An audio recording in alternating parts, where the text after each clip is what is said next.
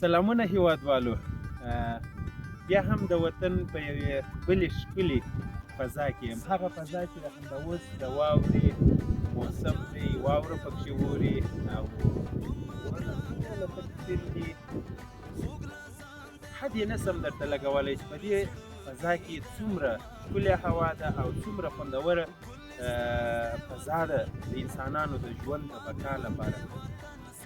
او ما چې دا دومره عمر نارې ولې چې امن او سوله، د همدغه لپاره مې ویل دلته اوس په دې غرو رغو کې راسه وګرځه، خوند ځینې واخله، میله وکړه، منظره وکړه، خوند کوي. ولې چې امن دی. نو هغه خلک چې د امن تخریبونکي دي، هغه که زما پلار وي، زما ورور وي، ستاسې پلار وي، ستاسې ورور وي، یا هر قریب چې مو وي، هغه نه ستاسې دوست و نه مو دوست کېدای شي په راتلونکي، او نه هم زما دوست و نه زما دوست کېدلی شي.